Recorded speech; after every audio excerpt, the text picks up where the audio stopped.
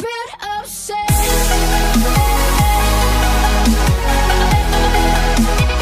Alright, so this is going to be another Black Ops 3 paint shop tutorial, and this time we're doing a Juggernog camo. This one took me quite a bit longer than the other ones to get the colors right and figure out how I want it to look, so I think it turned out pretty good, and hopefully you guys like it, so let's get started.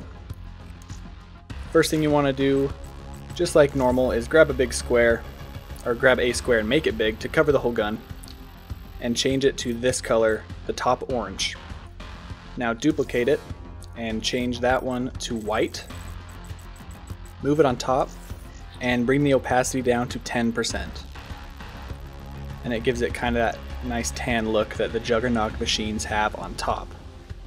Alright, after you get the tan, you want to come in and grab a square, change it to the top red, rotate it 45 degrees, and fill this whole section like that. About right there. Okay.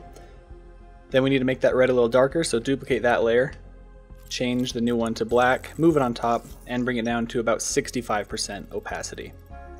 Like that. That gives it that nice, like, deep red that the Juggernog machine has. So after that, I added one more square. Actually under everything, I don't know why I put it on top.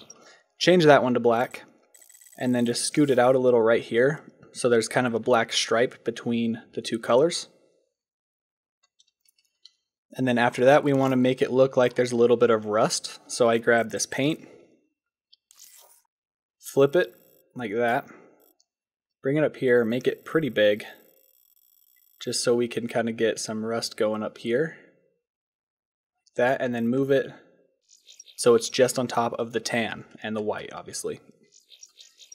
For its color, you want to choose this one, same as the tan, and then duplicate it and make it black, put it on top, and lower the opacity down to maybe 75. And that kind of gives a nice little rust look to the side of the gun. So after you have that, it's time to actually start with the Juggernog emblem. So you need a circle. And I did mine over here.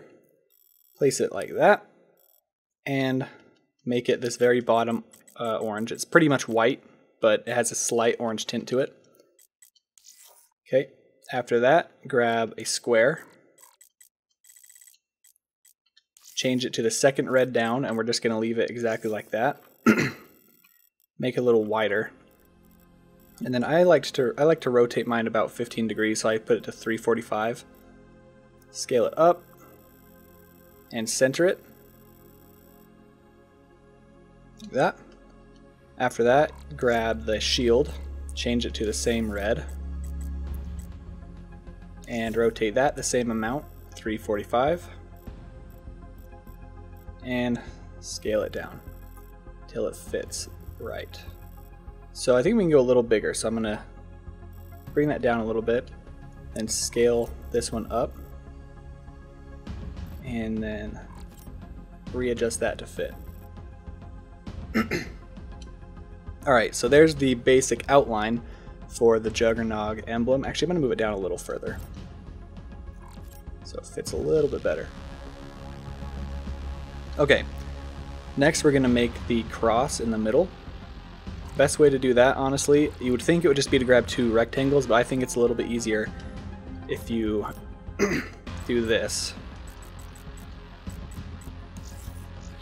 Scale a white square back like that. Duplicate the red one on top. Make it small. And move it up into the corner.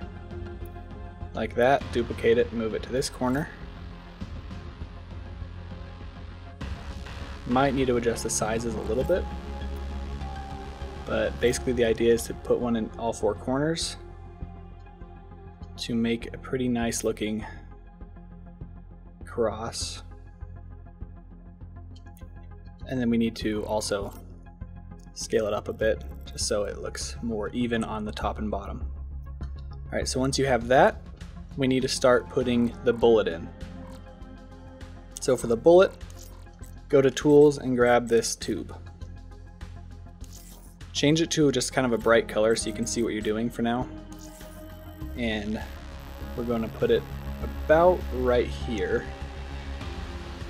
Just like that. You don't really need to mess with the scaling or anything, just regular scale. You don't have to deform it at all. So place it about right there.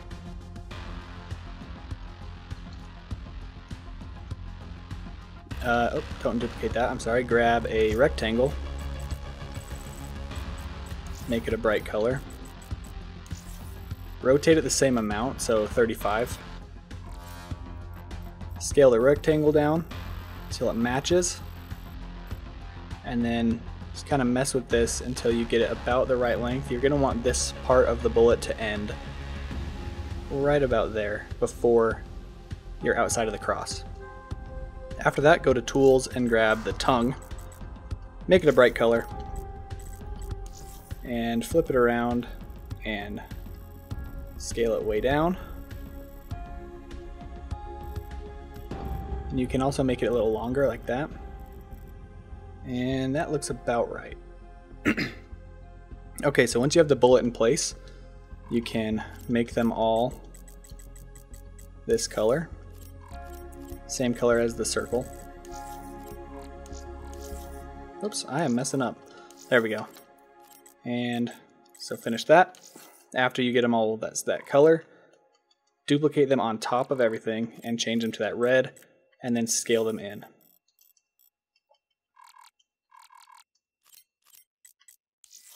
Just like this. Red, and scale it down. And you're going to want a little gap between the tongue and the rectangle, just like that. Once you have that, that's the basic emblem. So what I do after that is grab the letter I,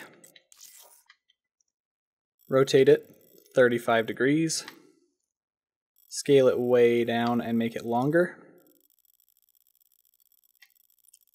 So you're going to want it pretty skinny. It's meant to be just a highlight on this bullet. So just drop it in right about there. Right about there. Duplicate it, make it smaller for this top part, like that. Then go to Tools and grab the smile outline. Make it way smaller. And place it down here, the bottom of that bullet. Duplicate it and do the same up here. Now we can make all of those this same color as all the rest of the stuff, so we know it looks the same.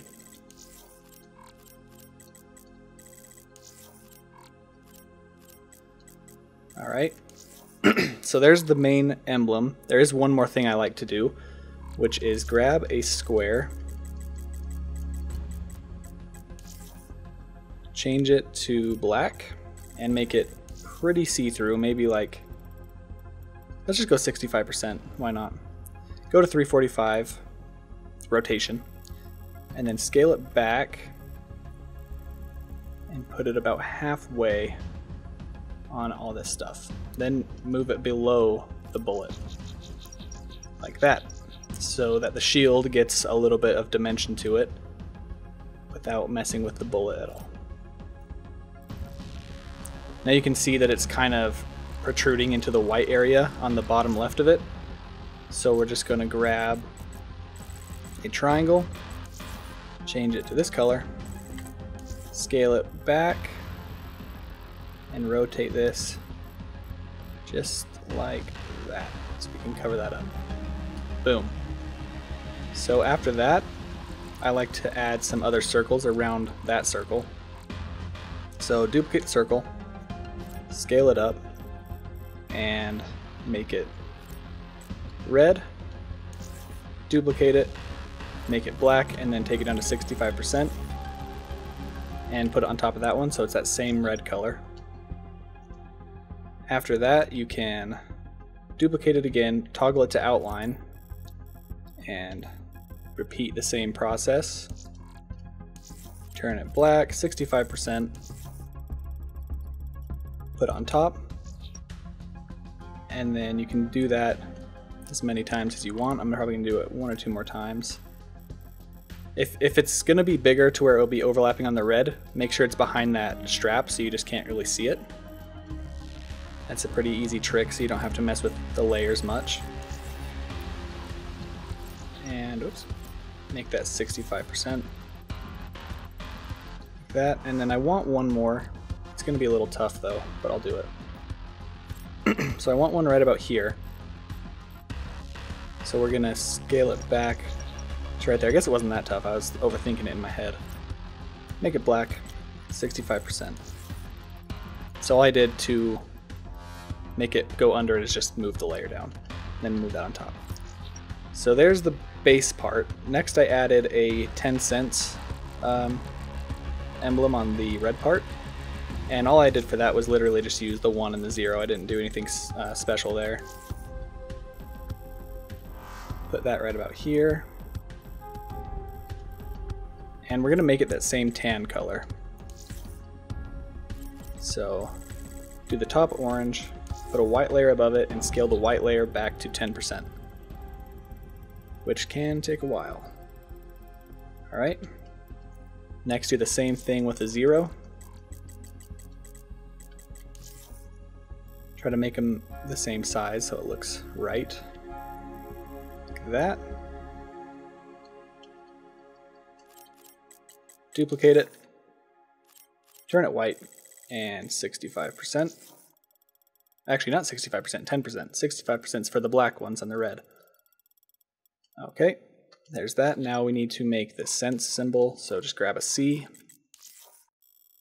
scale it way down, like that, and repeat the same process to get that tan color down to 10%. And make sure it's on top of the other one. Then grab half tube, scale it way down for the line going through the sense symbol. Way down. And then extend it upwards like this. And make it the same color, same process.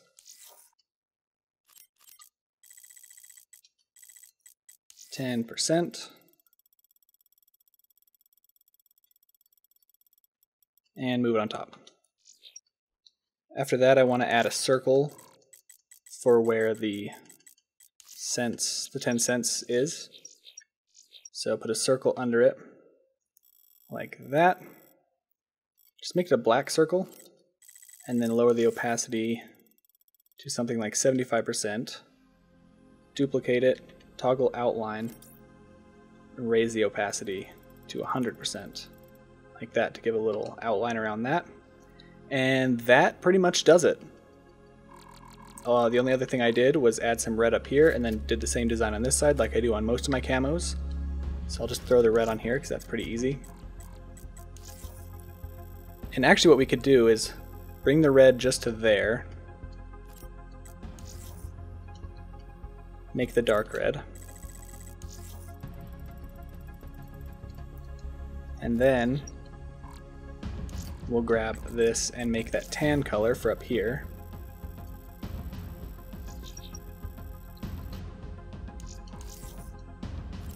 Oops, not red, tan. Go to white, drop the opacity to 10%. And we can even add that black stripe and the rust up here, so yeah, that sounds like a cool idea. Let's do that. Duplicate this, turn it black, and just scoot it out a little like that to get that outline. And then go to patterns, grab this, paint, and we'll do the same thing that we did before. Get some rust going up here, like that. Duplicate it, change it to black, 75%. And there we go. There's the Juggernog camo. It looks pretty good, if you ask me. And it does look really cool when you reload this gun. It has a cool reload animation where it kind of shows the Juggernaut emblem pretty directly to the camera, so that's awesome. And yeah, I hope you guys enjoyed the video. Hope it helped you out. And I will see you guys next time.